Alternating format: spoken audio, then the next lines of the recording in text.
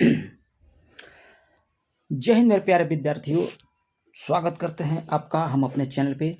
और ज्ञान बिंदु जीएस एकेडमी का जो हम लोग बिहार पुलिस का प्रैक्टिस सेट देख रहे थे, आज हम लोग उसी का सेट नंबर 10 देखेंगे। और बिहार पुलिस का कुछ जो है आपका उसमें चेंजिंग किया है सिलेबस में, ठीक है। तो आप लोग का नया पैटर्न पर भी प्रैक्टिस सेट कराया जाएगा, ठीक है। तो चलिए आज का पहला क्वेश्चन हम लोग यहाँ पे देख लेते हैं।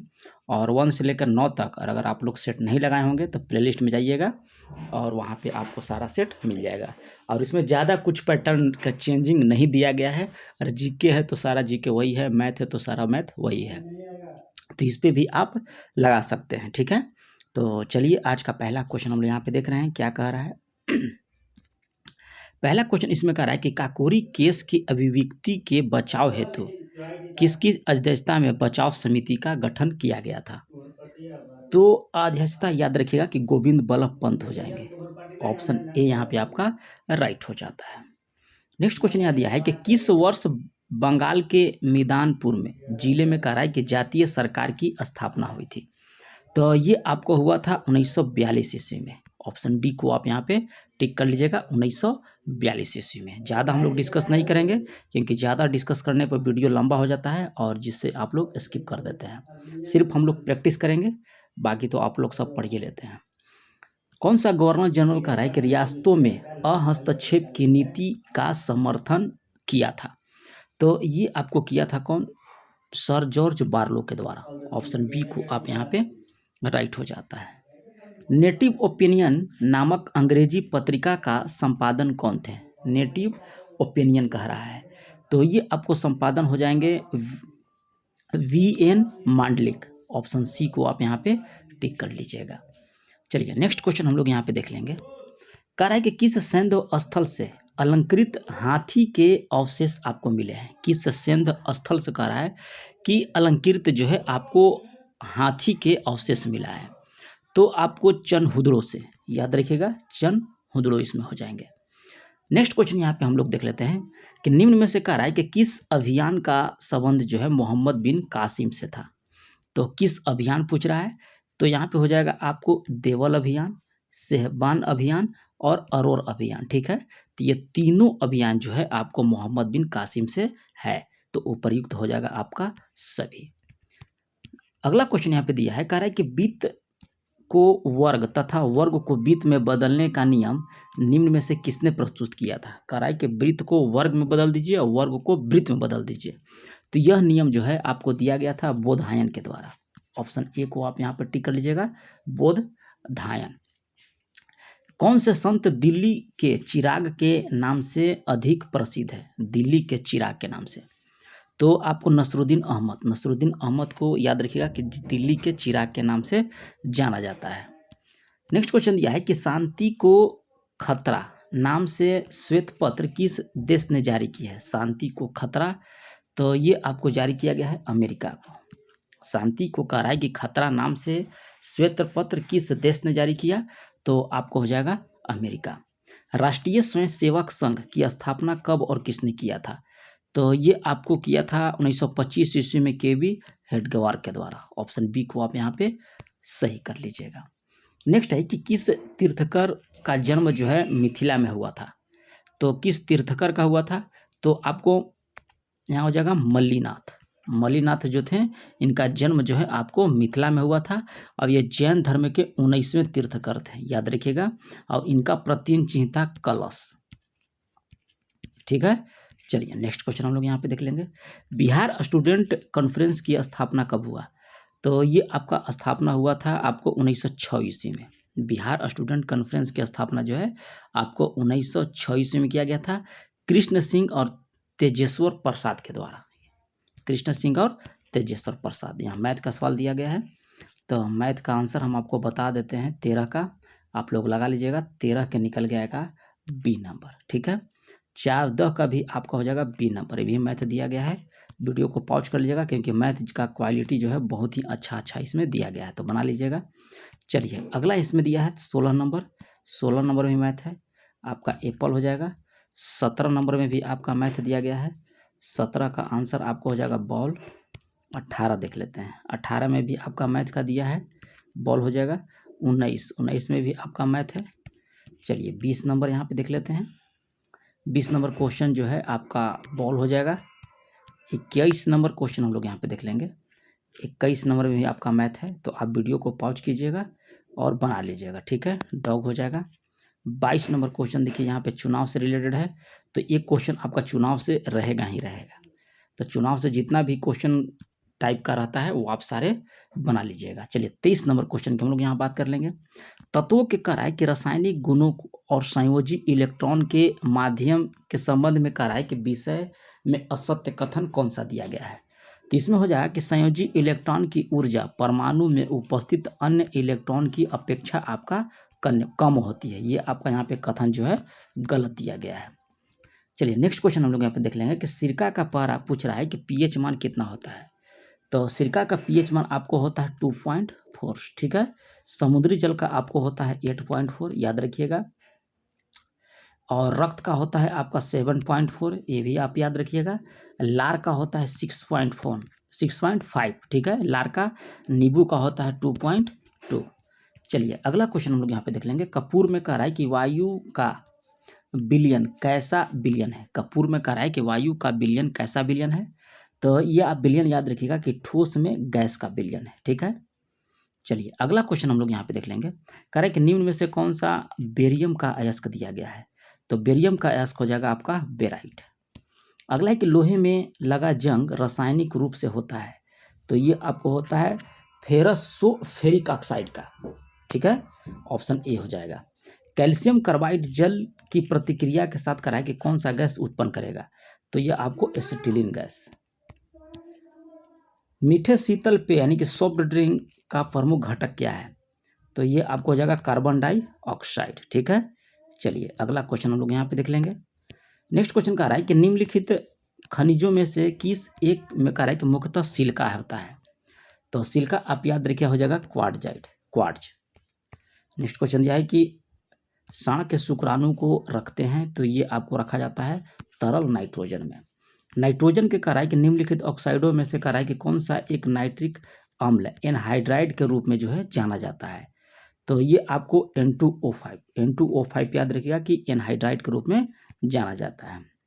हरित क्रांति का प्रारंभ कर रहा है कि किस पंचवर्षीय योजना की देन है। तो ये आपको हो जाएगा तीसरी पंचवर्षीय योजना, ठीक है।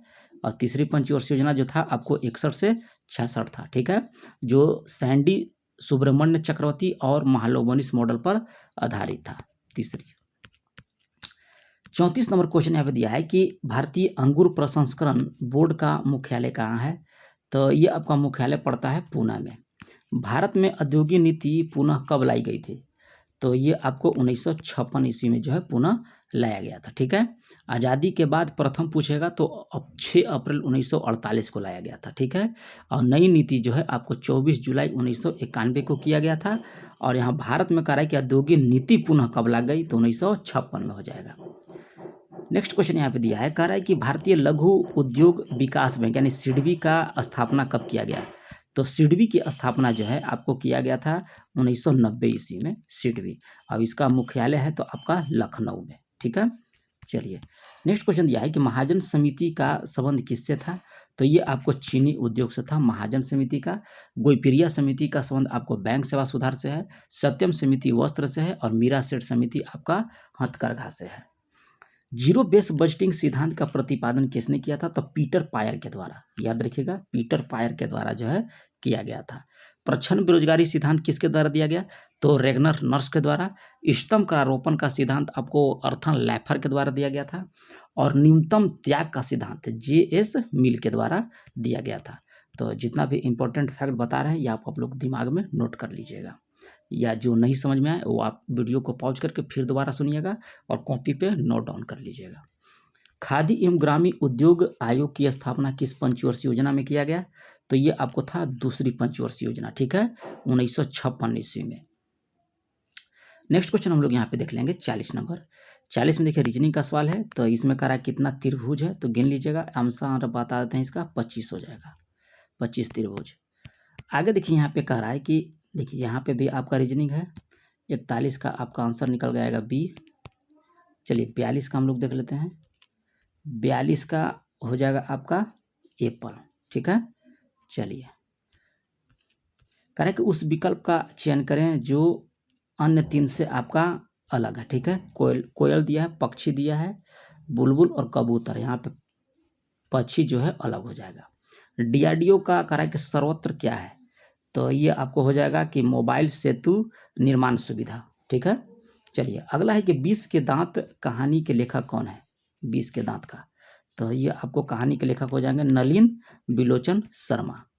आगे देखिए कह रहा है कि शायद कोई, हम यहाँ पे दिया है शायद कोई हमारे यदि कमरे में छिपा हुआ है, तो इस वाक्य में जो रेखांकित दिया गया है कोई, इसका मतलब क्या है, तो ये आपको हो जाएगा अनिश्चय वाचक सर्वनाम।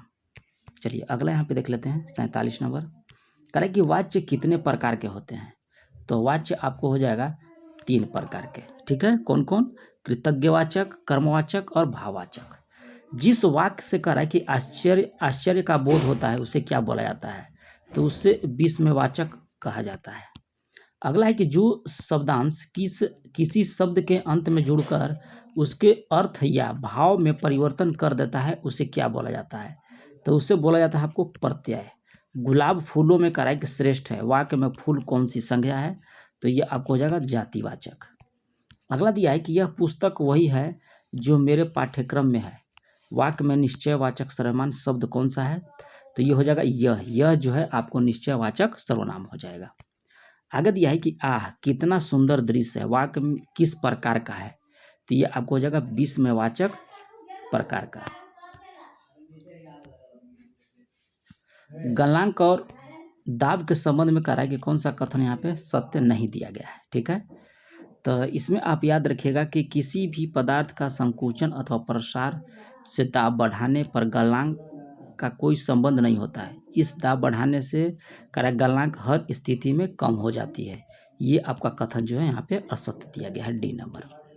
आगे विकिरण की द्वारा किसी वस्तु से क्षय होने वाली उष्मा की दर निम्न में से किस पर आपको निर्भर करती है, तो उपयुक्त तो सभी हो जाएगा यहाँ पे।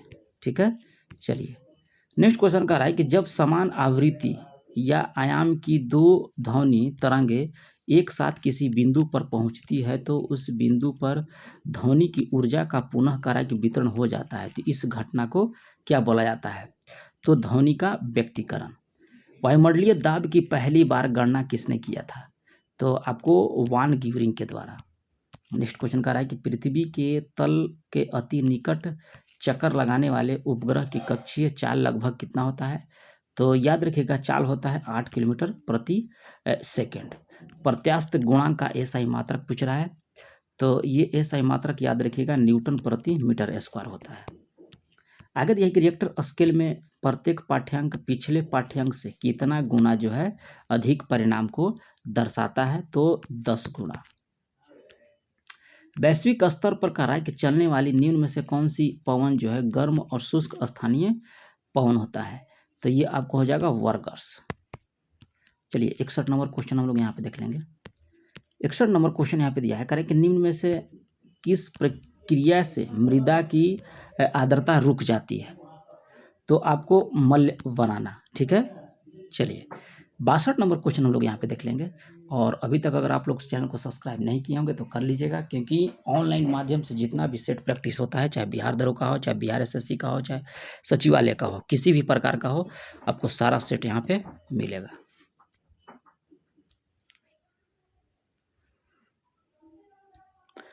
बासठ नंबर क्वेश्चन यहाँ पे कह रहा है कि विश्व के प्रमुख नहरों की, ठीक है, उनकी अवस्थिति से कह रहा है कि सही सुमेल निम्न में से कौन सा नहीं दिया गया है। ठीक है, तो इसमें आपको हो जाएगा दिया है सू नहर आपको इक्वेडोर में, सू नहर याद रखिएगा आपको संयुक्त राज्य अमेरिका में है। ठीक है, चलिए अगला क्वेश्चन यहाँ पे दिया है, कह रहा है कि निम्न में से किस घाटी का कारगिल कस्बे के लिए जो है काफ़ी महत्व है, तो ये आपको सुरू घाटी। नेक्स्ट क्वेश्चन यहाँ पे दिया है कि अमृतसर एवं शिमला लगभग एक ही अक्षांश पर है, कह रहा है कि परंतु उनकी जलवायु भिन्न है, तो इनका कारण क्या है, ऊंचाई में भिन्नता के कारण। ठीक है, जवाहरलाल नेहरू उष्णकटिबंधीय वनस्पति बागान और अनुसंधान संस्था आपको कहाँ पे पड़ता है, तो ये आपको त्रिवेंद्रपुरम में।